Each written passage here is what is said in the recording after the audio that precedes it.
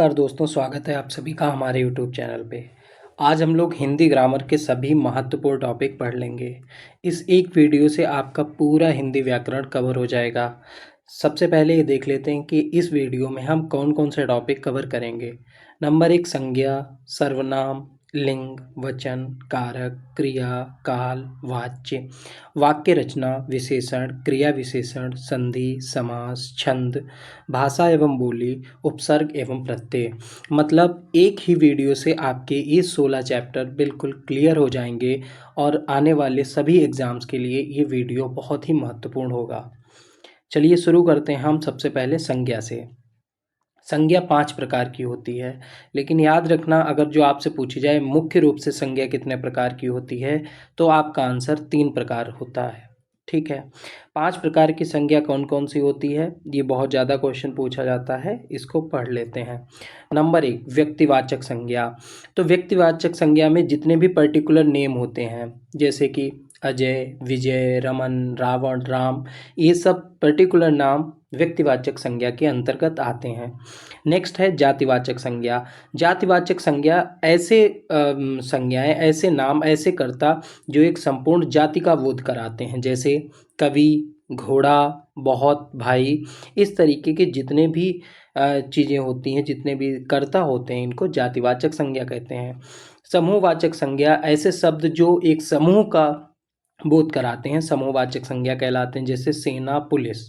द्रव्यवाचक संज्ञा जो पदार्थों का बोध कराती है, जैसे धातु या द्रव्य, जैसे सोना, घी, दूध आदि द्रव्यवाचक संज्ञाएं हैं। नेक्स्ट है भाववाचक संज्ञा। भाववाचक संज्ञा से रिलेटेड आप एक चीज़ याद रखना, ऐसे शब्द जिनको हम फिजिकली फॉर्म में टच नहीं कर सकते, जैसे अच्छाई, मिलन, कड़वापन, करुणा। इस तरीके के शब्दों को भाववाचक संज्ञा में सम्मिलित किया जाता है। अब बहुत ही इम्पॉर्टेंट क्वेश्चन है, बनता है एक, कि भाववाचक संज्ञाओं का निर्माण किस तरीके से किया जाता है, तो ये याद रखना है। सबसे पहले जातिवाचक संज्ञा से कैसे बनता है, तो मनुष्य प्लस ता जोड़ के मनुष्यता। सर्वनाम जैसे अपना प्लस पन, अपनापन, यहाँ पे अपना सर्वनाम है और पन इसमें प्रत्यय लगा के अपनापन बनाया गया है। सुंदर विशेषण में ता प्रत्यय लगा जोड़ के सुंदरता बनाया गया है और ये एक भाववाचक संज्ञा। इसी तरीके से सज में आवट तो सजावट, भाववाचक संज्ञा। अव्यय का प्रयोग करके यहाँ पे दूर अव्यय है और इसमें ई प्रत्यय लगा के दूरी बनाया गया है। अब भाववाचक संज्ञा को पहचानने की एक ट्रिक होती है। इन शब्दों के लास्ट में ज़्यादातर आहट, हट, ता, आस, तो जैसे शब्द, जैसे प्रत्यय आते हैं, जैसे घबराहट तो आहट आ रहा है, मिठास तो आस आ रहा है, पशुत्व तो आ रहा है। इस तरीके के शब्दों की प्रचुरता पाई जाती है, प्रत्यय इसमें आपको ये देखने को मिलेंगे। नेक्स्ट है, ये बहुत ही इंपॉर्टेंट नोट लिखा है यहाँ पे, जैसे कई बार क्या होता है, किसी एक व्यक्तिवाचक संज्ञा को इस तरीके से इंगित किया जाता है, रेफरेंस दिया जाता है, जैसे आज भी रावणों की कमी नहीं है। तो यहाँ पे रावण शब्द वैसे तो व्यक्तिवाचक होता, बट यहाँ पे रावणों सबके लिए एक जनरल टर्म यूज किया गया, इसलिए यहाँ पे रावण में जातिवाचक संज्ञा होगी। अब नेक्स्ट पढ़ते हैं हम लोग सर्वनाम। तो याद रखना सर्वनाम कुल 11 होते हैं। मैं, तुम, आप, यह, वह, जो, सो, कोई, कुछ, कौन, क्या। याद रखना ये 11 के 11 एक एक करके आपको याद होने चाहिए। इसमें कई बार किसके, किसे दे देता है और आप कंफ्यूज हो जाएंगे, तो आपको ये सब याद रखने हैं। कुल 11 होते हैं। सर्वनाम के 6 भेद होते हैं, एक एक करके पढ़ लेंगे। सबसे पहला है पुरुषवाचक सर्वनाम। पुरुषवाचक सर्वनाम के भी 3 भेद होते हैं, उत्तम पुरुषवाचक सर्वनाम, मध्यम पुरुष, अन्य पुरुष। तो उत्तम पुरुष जब बात अपने लिए कही जा रही हो, जैसे मैं, हम, मैंने, हमने। मध्यम पुरुष जैसे तुम, तुमने, तुम्हें। और अन्य पुरुष में थर्ड पर्सन के लिए बात कही जाती है, जैसे यह, वह, उसने, उसको।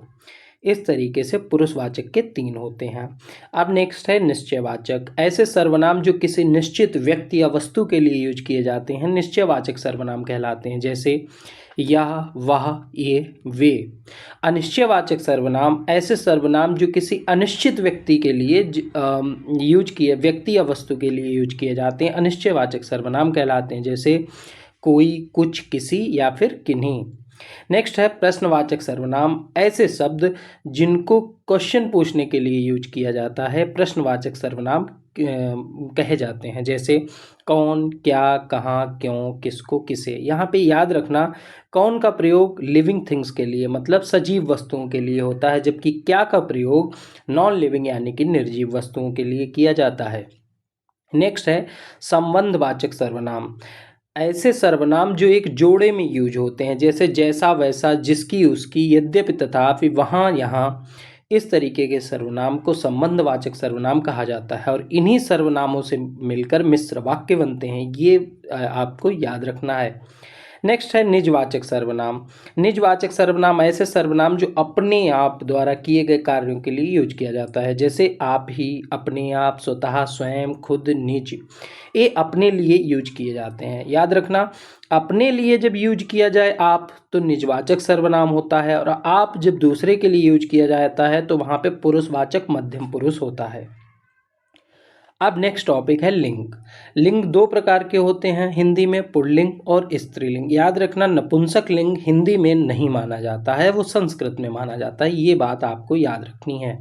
लिंग के सिर्फ दो प्रकार होते हैं, एक पुल्लिंग और एक स्त्रीलिंग। अब कुछ ऐसे शब्द जो सदैव पुल्लिंग में यूज होते हैं, जैसे पर्वतों के नाम, हिमालय, एंडीज, ये सब पुल्लिंग होते हैं। महीनों के नाम सदैव पुल्लिंग होते हैं, एक्सेप्शन है जनवरी, मई और जुलाई। दिनों के नाम सारे पुल्लिंग होते हैं। देशों के नाम सामान्यतः पुल्लिंग होते हैं, बट कुछ एक्सेप्शन हैं, जैसे श्रीलंका हो गया, इस्टोनिया हो गया, इनमें यूज किए जाते हैं, ये सदैव पुल्लिंग होते हैं। धातुओं के नाम एक्सेप्शन चांदी है, वरना पुल्लिंग। वृक्षों के नाम, अनाजों के नाम, एक्सेप्शन आपको याद रखने हैं। जितने भी द्रव्य होते हैं जनरली पुल्लिंग में यूज किए जाते हैं, जैसे गेहूं हो गया, चावल हो गया, लेकिन कुछ जैसे लस्सी हो गया, चाय, कॉफ़ी, ये पुल्लिंग नहीं होते हैं। समय सूचक में जैसे क्षण हो गया, सेकेंड, मिनट, घंटा, दिन, सप्ताह, सभी पुल्लिंग शब्द हैं। एक्सेप्शन क्या है, जैसे रात है, साय है, संध्या है, दोपहर है, इस तरीके के जो शब्द होते हैं वो स्त्रीलिंग होते हैं।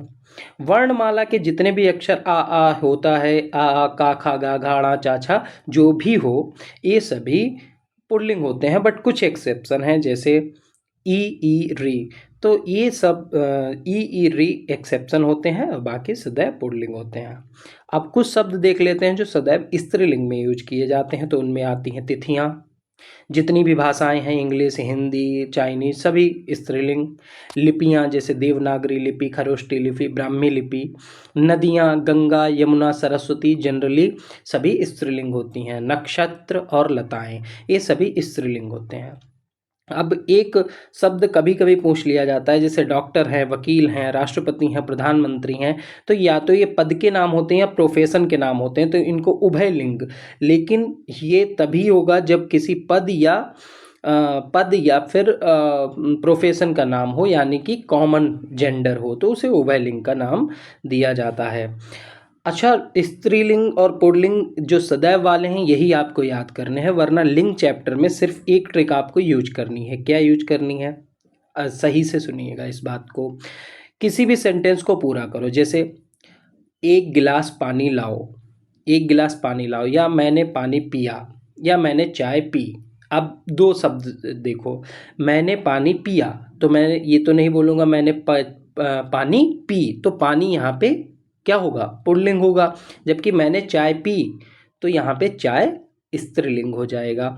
तो पूरा सेंटेंस करो, क्रिया का यूज करो, और एग्जाम्पल ले लो, लिबास पहना जाता है और शराब पी जाती है, तो यहाँ पे शराब हो जाएगी स्त्रीलिंग और लिबास हो जाएगा पुल्लिंग। नेक्स्ट है वचन। वचन दो प्रकार के होते हैं, एक वचन, बहुवचन। अगेन संस्कृत में अलग हो सकता है, लेकिन वचन में सिर्फ दो ही प्रकार होते हैं, एक वचन और बहुवचन। यहाँ पे द्विवचन नहीं होता है, संस्कृत में एक द्विवचन भी होता है। तो हिंदी में वचन सिर्फ दो प्रकार के होते हैं, एक वचन और बहुवचन। नेक्स्ट है सदैव एक वचन वाले कौन कौन से हैं? तो जितनी भी सभी द्रव्यवाचक संज्ञाएं, सोना, चांदी, पानी, दूध, एक वचन में यूज होती हैं। सभी भाववाचक संज्ञाएं जैसे घबराहट, पुरुषत्व, एक वचन। जनता, आग, आकाश, सत्य, वर्षा, सहायता, हवा, ये सभी शब्द सदैव एक वचन में यूज होते हैं। नेक्स्ट है सदैव बहुवचन वाले शब्द। तो सदैव बहुवचन वाले बहुत बार पूछे गए हैं, आपको याद रखना है, जैसे आंसू, होश, दृश्य, हस्ताक्षर, प्राण, लोग, भाग्य, दाम, समाचार, बाल, केश, हालचाल, अक्षत, आप, योद्धा, तेवर।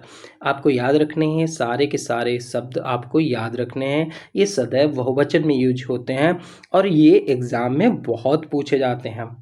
एक नोट भी है, सम्मान या आदर दिखाने के लिए भी बहुवचन का यूज किया जाता है। जैसे गांधी, महात्मा गांधी एक वचन है, बट यहाँ पे गांधी इस देश के राष्ट्रपिता थे, तो गांधी जी को सम्मान देने के लिए यहाँ पे थे का यूज किया गया है, अर्थात यहाँ पे गांधी जी को बहुवचन के रूप में प्रकट किया गया है। नेक्स्ट है, कुछ शब्दों को बहुवचन बनाने के लिए उनके मूल शब्द में कुछ जोड़ दिया जाता है। और ये क्या जोड़ा जाता है, ये कुछ समूहवाची शब्द जोड़े जाते हैं, जैसे वर्ग, जैसे कर्मचारी वर्ग। अब कर्मचारी यहाँ पे एक वचन है, बट इसमें जब वर्ग जोड़ दिया तो फिर क्या हो जाएगा, कर्मचारी वर्ग, मतलब जितने भी कर्मचारी हैं उनकी बात की जाती। ऐसे ही मुनिवृंद, गण, लोग, जन, ये कुछ समूहवाची शब्द हैं जो किसी शब्द के लास्ट में जुड़ के, प्रत्यय के रूप में जुड़ के उनको बहुवचन बना देते हैं। आपको याद रखने हैं, जहाँ पे भी ये शब्द प्रत्यय में मिल जाए तो वो बहुवचन होगा। ठीक है, अब चलते हैं नेक्स्ट टॉपिक हमारा। तो नेक्स्ट टॉपिक है कारक। कारक 8 प्रकार के होते हैं, जान लेते हैं कारक क्या होता है। संज्ञा सर्वनाम के जिस रूप से उसका सीधा संबंध क्रिया के साथ ज्ञात हो वह कारक कहलाता है। जैसे राम ने पानी पिया, तो राम और पानी पिया के बीच में एक ने शब्द है, तो ने क्या है, यहाँ पे कारक शब्द है। कारक 8 प्रकार के होते हैं। सबसे पहले है कर्ता, इसकी पहचान ने, कर्म को, जैसे मैं बोल रहा हूँ इसको 3-4 बार पढ़ना है, आपको याद हो जाएगा। कर्ता ने कर्म को करण से के द्वारा संप्रदान के लिए अपादान से संबंध का के की रा रे री ना ने नी अधिकरण में पे पर ऊपर संबोधन हे अरे रे। ये आपको 3-4 बार पढ़ना है, आपको याद हो जाएगा। अब कर्ता कारक की पहचान क्या होती है, ये एक एक करके पढ़ लेते हैं। कर्ता कारक को पहचानने के लिए ने, कर्म के लिए को, करण से के द्वारा जिसमें साधन या माध्यम का प्रयोग किया गया हो। जैसे राम ने पेन से पत्र लिखा, तो किस चीज से पत्र लिखा, किस साधन से पत्र लिखा, पेन से, तो यहाँ पे करण कारक होगा। संप्रदान के लिए यूज होता है, संप्रदान मतलब किसी वाक्य में जब के लिए आता है तो संप्रदान कारक होता है। अपादान किसी अलगाव की स्थिति में जब से का यूज होता है, जैसे पेड़ से पत्ते गिरे, तो यहाँ पे से जो अलगाव के, पेड़ से पत्ते गिरना अलग होने के अर्थ में है, तो यहाँ पे अपादान कारक होगा। नेक्स्ट है संबंध का के की रा रे री ना ने नी, यानी कि जैसे राम का पिता, राम का पुत्र, ये सभी क्या हैं, संबंध कारक में आते हैं। नेक्स्ट है अधिकरण। अधिकरण में पे पर ऊपर, यानी कि किसी स्थान की बात की जाती है, वहाँ पे अधिकरण कारक होता है। संबोधन नाम से ही पता है, जहाँ पे हे अरे रे जैसे शब्द आते हैं वहाँ पे संबोधन कारक होता है। अब कुछ चीज़ें और भी पढ़ लेते हैं। जब क्रिया देने या दान के अर्थ में हो तो वहाँ पे भी संप्रदान कारक होता है। जैसे राजा ने भिखारी को कंबल दिया, अब यहाँ पे राजा ने भिखारी को, यहाँ पे ने और को दोनों कर्ता कारक या फिर कर्म कारक लग सकते हैं, लेकिन इसका अर्थ कैसा है, किसी चीज को दान के अर्थ में है, तो इसलिए यहाँ पे संप्रदान कारक होगा। सीता ने कविता को किताब दी, अब हो सकता है आपको कविता को कर्म कारक लगे, लेकिन यहाँ पे संप्रदान कारक होगा क्योंकि यहाँ पे देने के अर्थ में यूज हो रहा है। अब अपादान कारक से बहुत सारे क्वेश्चन आते हैं और ये चीज़ हमें याद रखनी है। अपादान कारक सिर्फ अलगाव में नहीं, कई तरीके से यूज होता है। जैसे अलगाव की स्थिति में तो मैंने आपको बताया पेड़ से पत्ता गिरा, ये अलगाव की स्थिति है, यहाँ पे अपादान कारक होगा। निकलने की स्थिति में जैसे सांप बिल से बाहर निकला, पहाड़ों के पीछे से सूर्य निकला, तो यहाँ पे अपादान कारक होगा। तुलना में जैसे सीता गीता से अच्छा गाती है, यहाँ पे भी अपादान कारक होगा। लजाने में या शर्माने में भी अपादान कारक यूज होता है, जैसे मोहन राधा से शर्माता है, अपादान कारक। डरने में मुझे भालू से डर लगता है, तो यहाँ पे भी अपादान कारक होगा। नेक्स्ट है सीखने में, तो छात्र अध्यापक से सीखते हैं, छात्र अध्यापक से सीखते हैं, कुछ सीख रहे हैं, तो सीखने के अर्थ में भी अपादान कारक होता है। अब कुछ नोट है, जैसे अधिकरण कारक का यूज कहाँ पे होता है, जैसे स्थान, दिशा और समय का जहाँ पे जिक्र किया गया हो वहाँ पे अधिकरण कारक होता है। जैसे तुम कल शाम को आओगे, कल शाम को आओगे, तो यहाँ पे मैं पेपर नहीं आ रहा, बट देखना आपको ये है कल शाम, मतलब समय को इंगित किया जा रहा है, इसलिए यहाँ पे अधिकरण कारक होगा। पक्षी आकाश में उड़ रहे हैं, तो यहाँ पे एक तो में आ रहा है तो अधिकरण कारक ऐसे भी हो सकता है, दूसरा आकाश में उड़ रहे हैं तो स्थान की भी बात हो रही, कहाँ पे उड़ रहे हैं तो आकाश में उड़ रहे हैं, इसलिए यहाँ पे अधिकरण कारक होगा। आई होप आपको कारक भी समझ में आ गया होगा। अभी तक आपने इस वीडियो को लाइक सब्सक्राइब नहीं किया है तो प्लीज़ कर लीजिए। अब नेक्स्ट टॉपिक है क्रिया। क्रिया दो तरीके की होती है, कर्म या रचना के आधार पे दो तरीके की, सकर्मक क्रिया, अकर्मक क्रिया। सकर्मक क्रिया ऐसी क्रिया है जिसमें कर्म का यूज होता है, मतलब क्रिया से पहले कर्म का यूज होता है, तो ऐसी क्रियाओं को सकर्मक क्रिया कहते हैं। जबकि ऐसी क्रिया जिनमें कर्म की जरूरत नहीं होती उनको अकर्मक क्रिया कहते हैं। इसको जानने के लिए ट्रिक क्या है, तो ट्रिक ये है कि किसी भी क्रिया में आप क्या या किसे किसको लगाइए, और उसका अगर जो आपको आंसर मिल रहा है तो वो सकर्मक क्रिया होगी, और आंसर नहीं मिल रहा है तो वो कर्मक क्रिया होगी। जैसे मोहन नाचता है, अब नाचता क्रिया है, इसमें लगाया क्या नाचता है, तो आपको कहेंगे क्या नाचता है, नाचना तो नाचना होता है, तो यहाँ पे ये अकर्मक क्रिया हो जाएगी। बट मैं आपसे कहूँ मोहन आम खा रहा है, तो खा रहा क्रिया है, तो मैं यहाँ पे क्वेश्चन करूँगा क्या खा रहा है, तो क्या का आंसर मिल रहा है ना, आम खा रहा है। अभी सेब होता तो वो आंसर मिलता कि क्या खा रहा है, तो सेब खा रहा है, तो यहाँ पे ये सकर्मक क्रिया हो जाएगी। यानी कि फिर से एक बार, ऐसी क्रियाएं जिन्हें कर्म की जरूरत होती है वो सकर्मक, और जिन्हें कर्म की जरूरत नहीं होती है वो अकर्मक क्रियाएं होती हैं। एक और एग्जाम्पल है, जैसे मोहन दौड़ता है, तो मैं पूछूं आपसे कि क्या दौड़ता है, तो आप कहेंगे क्या दौड़ता है, इसका क्या, दौड़ता है तो दौड़ता है, तो ये कैसी क्रिया होगी, दौड़ना किस प्रकार की क्रिया है, सिंपल सी बात है कि अकर्मक क्रिया है। अब प्रयोग के आधार पे क्रिया 5 प्रकार की होती है, जैसे सामान्य क्रिया, जैसे राम सोता है। संयुक्त क्रिया, राम खेल चुका, यहाँ पे खेलना भी क्रिया है और चुका है भी क्रिया है।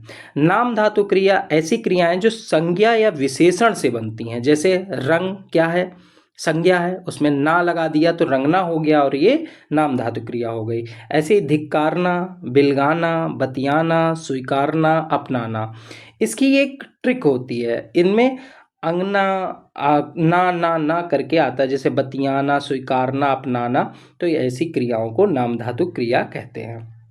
नेक्स्ट है प्रेरणार्थक क्रिया। तो प्रेरणार्थक क्रिया याद रखना हमेशा सकर्मक होती है, और प्रेरणार्थक क्रिया के दो भाग होते हैं, एक प्रथम प्रेरणार्थक, एक द्वितीय प्रेरणार्थक। प्रथम प्रेरणार्थक में जैसे खिलाना, लिखाना, चलाना, मतलब एक पर्सन दूसरे को ही काम करवा रहा है, तो ये खिलाना है, लिखाना, चलाना, ये प्रथम प्रेरणार्थक है।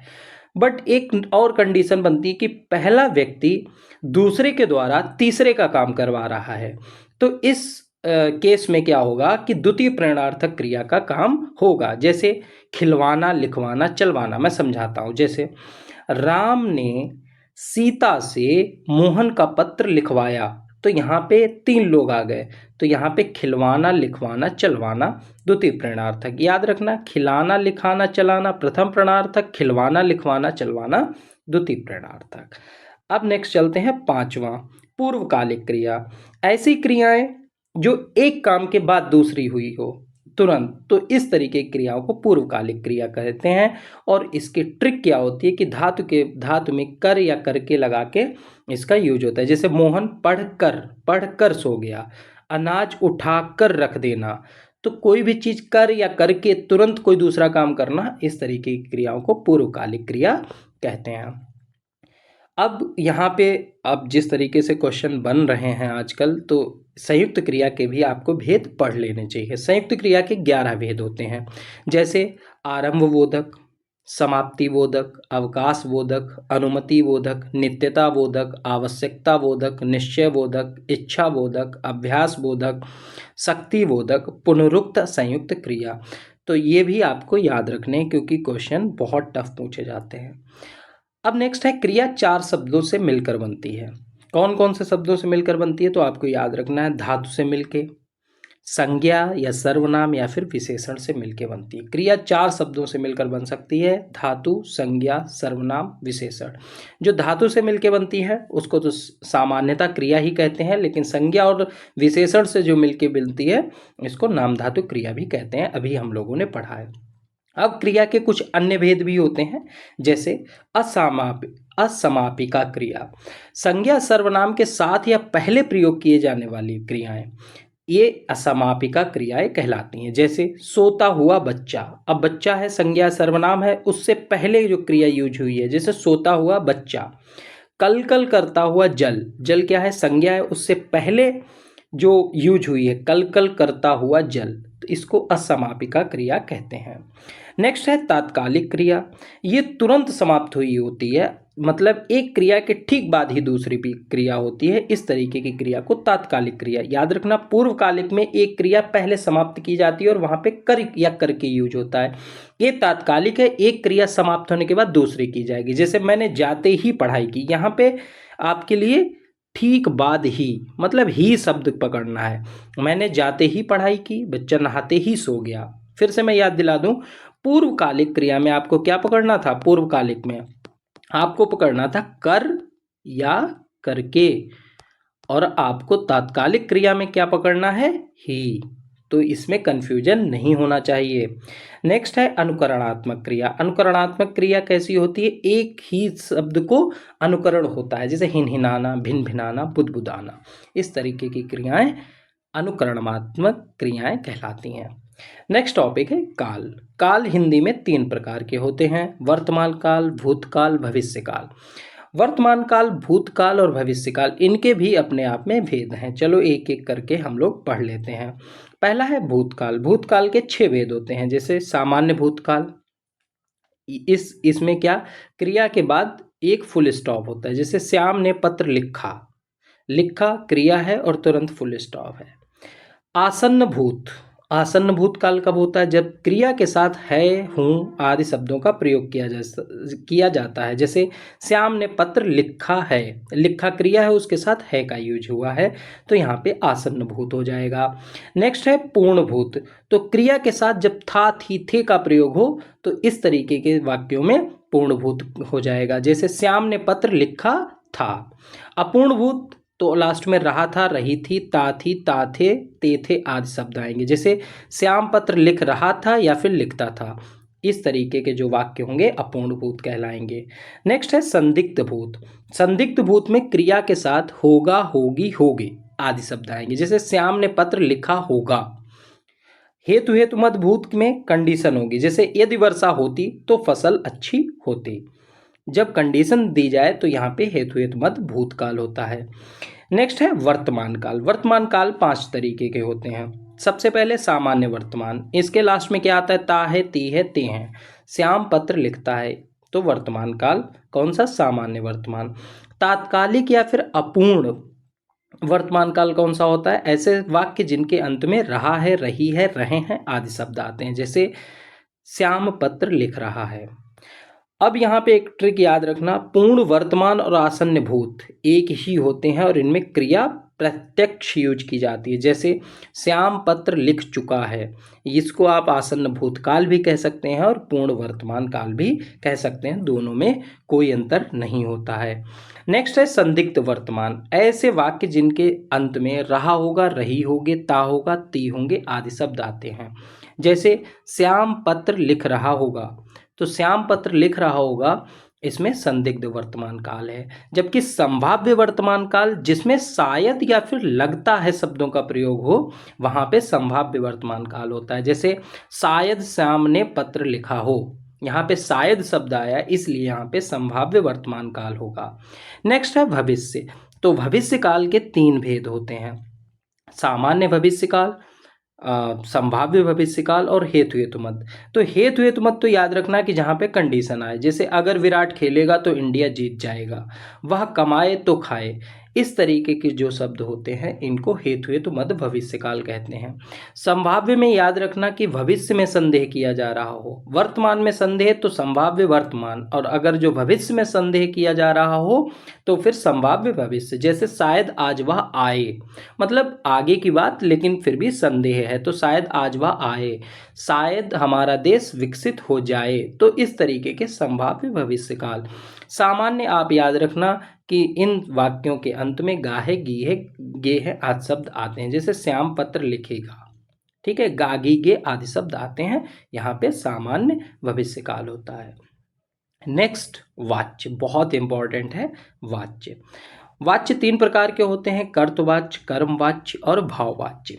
कर्तवाच्य को याद रखने के लिए आपको याद रखना है, कर्तवाच्य में कर्ता के साथ ने कारक का यूज होता है। जैसे मोहन ने खाना खाया, या फिर कर्ता विभक्ति रहित होता है। या तो कर्ता के साथ ने मिल जाए तो फिर कर्तवाच्य होगा, या फिर कर्ता विभक्ति रहित होना चाहिए, मतलब कोई विभक्ति नहीं होनी चाहिए कर्ता और क्रिया के बीच में। जैसे राम खाना खा रहा है, यहाँ पे कोई विभक्ति नहीं है तो यहाँ पे कर्तवाच्य होगा। जबकि कर्मवाच्य में आपको कर्ता के साथ से के द्वारा कारक का प्रयोग मिलेगा, साथ में कर्म प्लस क्रिया सकर्मक होनी चाहिए। जैसे मोहन द्वारा आम खाया गया, यहाँ पे द्वारा शब्द का यूज हुआ है इसलिए यहाँ पे कर्मवाच्य होगा। कुछ ऐसे भी शब्द होते हैं, वाक्य होते हैं जहाँ पे कर्ता नहीं होता है, तो आप किस तरीके से पहचानेंगे, यहाँ पे क्रिया सकर्मक होती है। जैसे आम खाया जाता है, तो यहाँ पे कोई कर्ता तो नहीं है लेकिन यहाँ पे क्रिया सकर्मक है, तो फिर क्रिया जब सकर्मक होगी तो कर्मवाच्य। अब नेक्स्ट है भाववाच्य। भाववाच्य में कर्ता के साथ से के द्वारा होगा बट क्रिया अकर्मक होगी, या फिर कर्ता नहीं होगा तो क्रिया अकर्मक होगी। मतलब भाववाच्य तभी हो सकता है जब क्रिया अकर्मक होगी। और इसमें ट्रिक आपको याद रखना है, बस ट्रिक क्या, इसमें निगेटिव सेंटेंसेस का यूज किया जाता है, या फिर असमर्थता प्रकट की जाती है, या फिर कर्ता के साथ से का प्रयोग। जैसे मुझसे चला नहीं जाता है, जमीन पर कैसे बैठा जाएगा, इसमें असमर्थता प्रकट की जाए, ऐसे वाच्यों में भाववाच्य कहा जाता है। अब चलते हैं नेक्स्ट टॉपिक पे। अब समझते हैं वाक्य रचना। तो देखो, अर्थ के आधार पे तो 8 प्रकार के होते हैं, ये हमारे एग्जाम पर्सपेक्टिव से इम्पॉर्टेंट नहीं है। जो सबसे ज़्यादा क्वेश्चन बनते हैं वो हैं प्रयोग या संरचना के आधार पे। तो प्रयोग या संरचना के आधार पर वाक्यों के 3 भेद हैं, पहला साधारण वाक्य, दूसरा संयुक्त वाक्य और तीसरा मिश्र वाक्य। तो बहुत सिंपल है, आपको याद रखना है, साधारण वाक्यों में कोई भी योजक चिन्ह का प्रयोग नहीं किया जाता है। जैसे मोहन मैच खेलता है, ये साधारण वाक्य है। लेकिन कुछ ऐसे वाक्य होते हैं जिनमें एक सेंटेंस यहाँ पे होता है, एक सेंटेंस, और उन दोनों को कनेक्ट करने के लिए और इसलिए, किंतु, परंतु, अथवा, तथा जैसे कनेक्टर का यूज किया जाता है, जैसे कि कंजक्शन का यूज किया जाता है, तो संयुक्त वाक्य कहलाता है। जबकि मिश्र वाक्य में क्या होता है, एक सेंटेंस दूसरे सेंटेंस पे निर्भर होता है और इनको जोड़ने के लिए कि, जो कि, जितना, उतना, जैसा वैसा, यदि अगर तो, जिसकी उसकी, ज्यों त्यों, जहाँ वहाँ, जब तब, जिधर उधर, क्योंकि, अतः जैसे शब्दों का प्रयोग किया जाता है। ऐसे वाक्यों को मिश्र वाक्य कहते हैं। नेक्स्ट है, वाक्य के 2 अंग भी होते हैं, पहला उद्देश्य। तो उद्देश्य कहा जाता है कर्ता को, जैसे मोहन ने खाना खाया, तो इसमें मोहन क्या है, उद्देश्य है। बाकी मोहन के बाद ने खाना खाया, ये सब क्या है, जिस कर्ता के बारे में जो भी चीज बोली जाए वो सब क्या होगी, विधेय होगी। ठीक है, आपको ध्यान रखना है। नेक्स्ट है विशेषण। तो विशेषण 4 प्रकार के होते हैं। नंबर 1 है गुणवाचक विशेषण, नंबर 2 है संख्यावाचक विशेषण, नंबर 3 है संकेतवाचक विशेषण, नंबर 4 है परिमाणवाचक विशेषण। विशेषण होते क्या है, ऐसे शब्द जो संज्ञा सर्वनाम की विशेषता बताते हैं विशेषण कहलाते हैं। तो एक एक करके सारे विशेषण पढ़ लेते हैं। नंबर 1 है संकेतवाचक विशेषण। इनसे रिलेटेड एक चीज पहले आपको याद रखनी है, वे सर्वनाम शब्द जो विशेषण के रूप में किसी संज्ञा सर्वनाम की विशेषता बताते हैं उन्हीं को संकेतवाचक विशेषण कहते हैं। इससे क्या समझ आया कि जो सार्वनामिक विशेषण होते हैं उन्हीं को संकेतवाचक विशेषण कहते हैं। जैसे यह पुस्तक, अब इसमें यह क्या है, सर्वनाम है ना, तो यही संकेतवाचक विशेषण है और यही सर्वनामक विशेषण है। तो यहाँ से आपको बहुत इंपॉर्टेंट चीज़ याद रखना है कि संकेतवाचक विशेषण ही सार्वनामिक विशेषण होते हैं।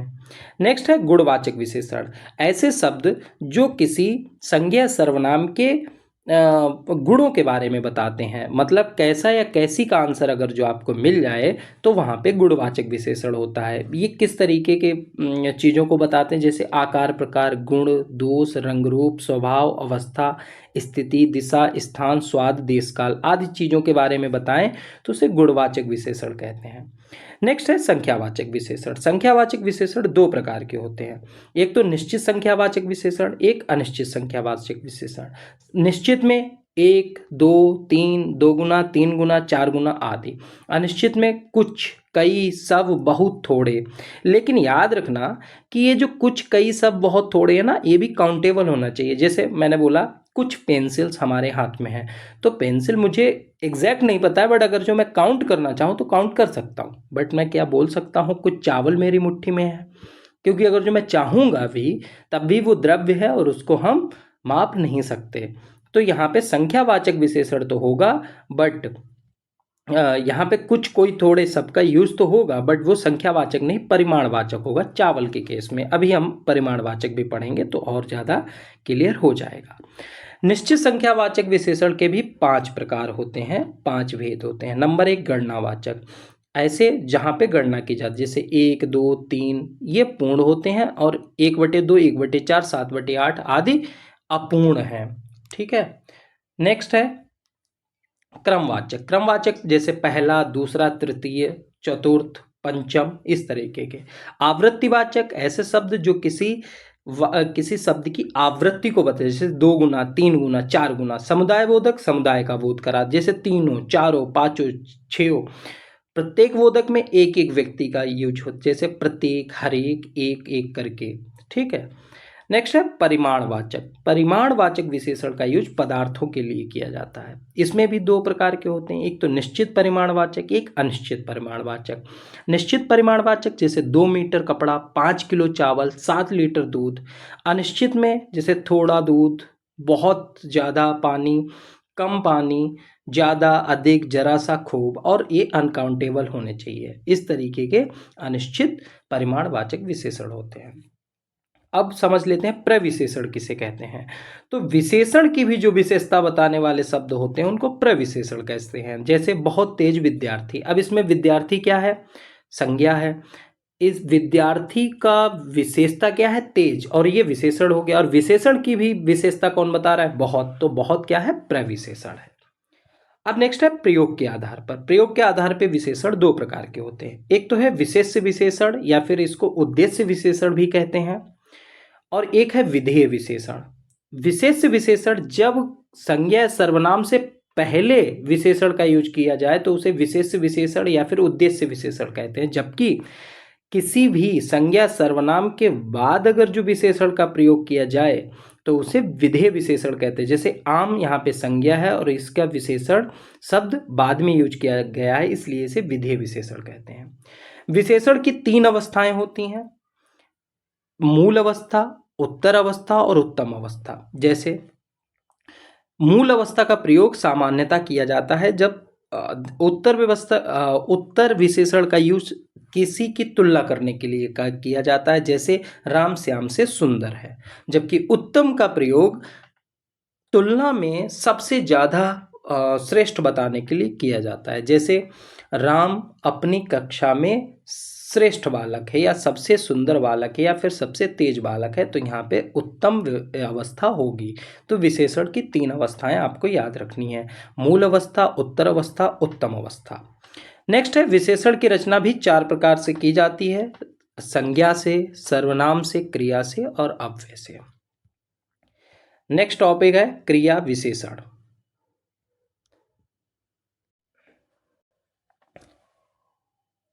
क्रिया विशेषण अर्थ के आधार पर 4 प्रकार के होते हैं। नंबर 1 कालवाचक, नंबर 2 स्थानवाचक, नंबर 3 रीतिवाचक और नंबर 4 परिमाणवाचक। ऐसे शब्द जो काल का बोध कराते हैं, किसी क्रिया के काल का बोध कराते हैं, जैसे आज, कल, सुबह, प्रथम, कब का, इतनी देर। या फिर स्थानवाचक जो स्थान का बोध कराते हैं, जैसे इधर, उधर, यहाँ, वहाँ। रीतिवाचक जो क्रिया के प्रकार या किस तरीके से क्रिया हो रही इसका बोध कराते हैं या ढंग का बोध कराते हैं, तो इसे रीतिवाचक क्रिया विशेषण कहते हैं। जैसे धीरे धीरे, तेज, बहुत तेज, ये सब रीतिवाचक क्रिया विशेषण है। जबकि परिमाणवाचक जो क्रिया के परिमाण को बोध कराते हैं, जैसे बहुत, कुछ, केवल, अधिक, कम आदि। नेक्स्ट है प्रयोग के आधार पर। प्रयोग के आधार पर क्रिया विशेषण 3 प्रकार के होते हैं। पहला है साधारण क्रिया विशेषण, स्वतंत्र ढंग से प्रयोग होने वाले क्रिया विशेषण, जैसे यहाँ, जल्दी, कहाँ, ये प्रयोग के आधार पर है। नेक्स्ट है संयोजक, ऐसे क्रिया विशेषण जो एक संयोजन में यूज होते हैं, एक जोड़ी में यूज होते हैं, जैसे जहाँ, वहाँ, जब, तब, यद्यपि, तथा। ये कैसे जोड़ीदार हैं, तो इनको संयोजक क्रिया विशेषण कहते हैं। और ऐसे विशेषण जो अवधारणा के लिए प्रयुक्त होते हैं, जो सिर्फ बल देने के लिए प्रयुक्त होते हैं, और इन्हीं अनुबद्ध क्रिया विशेषण होते हैं, इनको निपात भी कहते हैं, जो सिर्फ बल देने के लिए यूज होते हैं, जैसे तक, भर, तो, भी, ठीक, ही।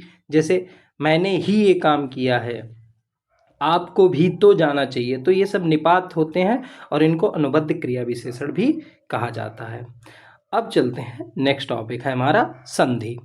तो याद रखना, संधि 3 प्रकार की होती हैं। नंबर 1 है स्वर संधि, दूसरी है व्यंजन संधि, नंबर 3 है विसर्ग संधि। स्वर संधि के भी 5 प्रकार होते हैं, तो हमें ये पांचों प्रकार पढ़ लेने हैं। नंबर 1 गुण संधि। गुण संधि में ध्यान क्या देना है, ऐसे शब्द जहाँ पे ए या ओ बन के आ रहा हो तो आपको ध्यान देना है, वहाँ पे गुण संधि होती है, जैसे सुरेंद्र, परोपकार। या फिर एक और भी याद रखना कि अगर जो आपको ये दिख जाए ना कहीं, तो भी गुण संधि होती है, जैसे देव ऋषि, महर्षि। दीर्घ संधि जहाँ पे आ, ई, उ दिखे आपको, जैसे देवालय, खीस, भानुदय। ये ट्रिक मैं बता रहा हूँ आपको डायरेक्ट। नेक्स्ट है वृद्धि संधि, जहाँ पे ए और औ दिख जाए वहाँ पे वृद्धि संधि होती है, जैसे एकैक, महोज। यण संधि, जहाँ पे या, व, रा दिखे और इन तीनों से पहले आधा वर्ण दिख जाए तो वहाँ पे यण संधि होगी, जैसे अत्यावश्यक, दिव्यागमन और पितृज्ञा। नेक्स्ट है अयादि संधि, जहाँ पे आपको अय, आय, अव, आव दिख जाए वहाँ पे अयादि संधि होती है, जैसे नयन, गायन, पवन, सावन। ये सब अयादि संधि के उदाहरण हैं। विसर्ग संधि में पहचानने की ट्रिक होती है, जहाँ पे सा, सा, ओ जैसे शब्दों का प्रयोग मिल जाए या फिर इसका भी प्रयोग मिल जाए और उससे पहले नी हो, तो याद रखना वहाँ पे विसर्ग संधि होगी, जैसे तपोवन, निष्पक्ष, निर्भय, निश्चल आदि में विसर्ग संधि होती है। अब कुछ और भी ट्रिक, किसी किसी को डायरेक्ट ट्रिक नहीं याद आती है, तो ये भी ध्यान रखना, जब समान स्वर के साथ समान स्वर मिलाए जाते हैं तो उनको दीर्घ संधि कहते हैं। जैसे आ के साथ आ मिलेगा, आ के साथ आ मिलेगा तो दीर्घ संधि। जब आ और आ के साथ ई, उ और री मिलते हैं तो गुण संधि। जबकि ए, ओ, ए, ओ, औ मिलते हैं तो वृद्धि संधि होती है। उ, ई के साथ जब कोई असमान स्वर मिलेगा तो यण संधि होती है। ए, ओ के साथ कोई असमान स्वर मिलता है तो अयादि संधि होती है। नेक्स्ट है समास, मोस्ट इंपॉर्टेंट है समास। तो सबसे पहले अव्ययी भाव समास। ऐसे समासिक पद जिनमें पहला पद प्रधान होता है। अब पहला पद प्रधान कैसे समझेंगे, या तो पहला पद कोई उपसर्ग होना चाहिए, जैसे नी, भर, यथा, प्रति, या फिर कोई अव्यय होना चाहिए, या फिर शब्द की आवृत्ति होनी चाहिए। एग्जाम्पल है धड़ाधड़, दिन दिन, हाथों हाथ, सरासर। शब्दों की आवृत्ति हो रही है तो वहाँ पे भी अव्ययी भाव समास होता है। नेक्स्ट है तत्पुरुष समास। तत्पुरुष समास में दूसरा पद प्रधान होता है और इसमें कारक चिन्ह का प्रयोग होता है, जैसे से, पर, को, जो कारक हमने 8 पढ़े हैं उनका यूज होता है। नेक्स्ट है द्वंद्व समास। इसमें दोनों पद प्रधान होते हैं और इसमें और या फिर विलोम शब्दों का प्रयोग किया जाता है। ये भी 3 प्रकार के होते हैं। पहला है इतरेतर द्वंद्व समास। ये इसमें जोड़ीदार होते हैं, 2 शब्द जोड़ीदार, जैसे राम, लक्ष्मण, देवासुर। नेक्स्ट है पूरक सार्थक समाहार द्वंद्व समास। समाहार द्वंद्व समास में क्या होता है एक दूसरे के पूरक शब्दों का जोड़ा होता है, जैसे घर द्वार, घास फूस, दाल रोटी, ये पूरक शब्द हैं, तो यहाँ पे समाहार द्वंद्व समास होगा। और नेक्स्ट है वैकल्पिक द्वंद्व समास। यहाँ पे विलोम शब्दों का प्रयोग होता है, जैसे पाप का विलोम पुण्य, दुख का सुख। तो इस तरीके के शब्दों में द्वंद्व समास कौन सा होगा? वैकल्पिक। तो फिर से याद रखना, तीन होते हैं, इतरेतर में जोड़ीदार, समाहार में पूरक और सार्थक शब्दों का प्रयोग, और वैकल्पिक द्वंद्व समास में विलोम शब्दों का प्रयोग किया जाता है। नेक्स्ट है द्विग समास। तो द्विग समास जिसमें पहला पद संख्यावाचक हो, जैसे पंचवटी, तो पंचवटी में पंच शब्द संख्यावाचक है, इसलिए यहाँ पे द्विग समास होगा। नेक्स्ट है कर्मधारय। ऐसे समास जिसमें विशेषण का प्रयोग किया जाता है, इन्हें कर्मधारय समास कहते हैं। जैसे नील कमल, कमल क्या है? यहाँ पे संज्ञा है और इससे पहले नीला है, तो ये विशेषण हो गया। तो ये नील कमल किस तरीके का समास है? कर्मधारय समास है। इस तरीके से मुख कमल। याद रखना कि कर्मधारय समास को समानाधिकरण तत्पुरुष भी कहा जाता है, मोस्ट इंपॉर्टेंट है, ये एक बार पूछ लिया गया था। नेक्स्ट है बहुब्रीहि समास। बहुब्रीहि समास ऐसे समास जो थर्ड पर्सन को यूज करते हैं, और मैंने एक ब्रैकेट में लिख रखा है भगवान, तो आप याद रखना कि कहीं पे अगर जो भगवान को इंगित किया जाता है वहां पे बहुब्रीहि समास होता है। जैसे लंबोदर किसका पर्यायवाची होता है? आपको पता है, गणेश जी का, तो यहाँ पे बहुब्रीहि समास होगा। ऐसे ही सपरिवार, मृत्युंजय, यानी कि थर्ड पर्सन का प्रयोग होता है, और यहाँ पे कोई भी पद प्रधान नहीं होता है। लंबोदर से अब आपको लंबा है जिसका उदर, तो यहाँ पे न लंबा प्रधान है ना उदर, जबकि थर्ड पर्सन की बात की जा रही है, तो यहाँ पे बहुब्रीहि समास होगा। अब चलते हैं छंद। तो छंद को हम इसी तरीके से पढ़ेंगे, और यहाँ पे एक ट्रिक बताऊंगा जिससे आपके छंद कभी भी गलत नहीं होंगे। कुछ फैक्ट्स पहले जान लेते हैं। छंद का अर्थ होता है आह्लादित या फिर प्रसन्न करना, और ये सबसे पहले पिंगल ऋषि के द्वारा छंदों का उपयोग किया गया था। इसका पहला वर्णन ऋग्वेद में मिलता है। छंद के 7 अंग होते हैं: पाद, वर्ण और मात्रा, संख्या या फिर क्रम, गण, गति, यति विराम या फिर तुक। 7 पद होते हैं, ये याद रखना। गण 8 प्रकार के होते हैं। 3 वर्णों के समूह को गण कहते हैं, और इनको जानने के लिए, इनको समझने के लिए एक सूत्र बनाया गया है जिसको कहा जाता है यमाता राजभान सलगा। यहाँ पे यगण, मगण, तगण, रगण, जगण, भगण, नगण, इस तरीके से आप इनको पढ़ सकते हैं। ये आगे वाला हो जाता है। नेक्स्ट है छंद के भेद। तो छंद के 3 भेद होते हैं, एक तो मात्रिक छंद, एक वर्णिक छंद और मुक्त छंद। ये वर्णिक और मुक्त हमें एग्जाम पर्सपेक्टिव से पढ़ने नहीं होते हैं, हमारे लिए सबसे इंपॉर्टेंट है मात्रिक छंद। मात्रिक छंद 3 प्रकार के होते हैं: सममात्रिक छंद, अर्ध सममात्रिक छंद और विषम मात्रिक छंद। सममात्रिक छंद को याद करने का एक ट्रिक है, 4 गीत हरि के। तो चा से चौपाई जिसमें 16 मात्राएं होती हैं, रा से रोला जिसमें 24 मात्राएं होती हैं, गीत यानी कि गीतिका जिसमें 26 मात्राएं होती हैं, और हरि मतलब हरि गीतिका जिसमें 28 मात्राएं होती हैं। नेक्स्ट है अर्ध सममात्रिक छंद। तो 2 बार 16, तो 2 बार 16 में दोहा जिसमें 13 13 11 11 मात्राएं होती हैं, बार मतलब बरवे 12 12 और 7 7 मात्राएं, 16 सोरठा मतलब 11 11 13 13 मात्राएं, और ले मतलब उल्लाला 15 15 और 13 13 मात्राएं होती हैं। विषम मात्रिक छंद मतलब कुछ, मतलब कुंडलिया और छप्पय। कुंडलिया में 24 मात्राएं होती हैं, जबकि छप्पे में 4 चरण 24 के और 2 चरण 28 के होते हैं। दोहा और रोला को, मतलब दोरों को मिलाया जाए तो कुंडलिया, और रोऊ को मिलाया जाए तो छप्पे। ऐसे ही याद रख लेना, रोला और लाला को मिला दिया जाए तो छप्पे। इसका आप स्क्रीनशॉट लेके पूरा रट लेना, क्योंकि यहीं से क्वेश्चन बनते हैं। 4 गीत हरि के, 2 बार 16 और कुछ, ये बड़ी कॉमन ट्रिक है, मैंने यहाँ पे यूज कर ली है, हमारे नोट्स में थी। नेक्स्ट है भाषा एवं बोली, यहाँ से भी क्वेश्चन आते हैं। तो एक तो क्रम आपको याद रखना है, सबसे पहले वैदिक संस्कृत आई, इसके बाद लौकिक संस्कृत, उसके बाद पाली, प्राकृत, अपभ्रंश, अवहट्ट और प्रारंभिक हिंदी। ये बिल्कुल आपको इसी सीक्वेंस में याद रखना है, कई बार पूछा गया। वैदिक संस्कृत सबसे पहले, फिर लौकिक संस्कृत, फिर पाली, फिर प्राकृत, फिर अपभ्रंश, फिर अवहट्ट और फिर प्रारंभिक हिंदी का प्रादुर्भाव हुआ। अब अपभ्रंश से कुछ भाषाएं विकसित हुई जो कुछ इस प्रकार से हैं और आपको ये रट लेनी है। अपभ्रंश से विकसित भाषाएं कौन कौन सी हैं? तो नंबर 1 है सौरसेनी, नंबर 2 अर्धमागधी, नंबर 3 है मागधी, नंबर 4 है खस। सौरसेनी मतलब पश्चिमी हिंदी। पश्चिमी हिंदी के भी दो भाग किए गए हैं, एक तो पश्चिमी हिंदी और दूसरी राजस्थानी।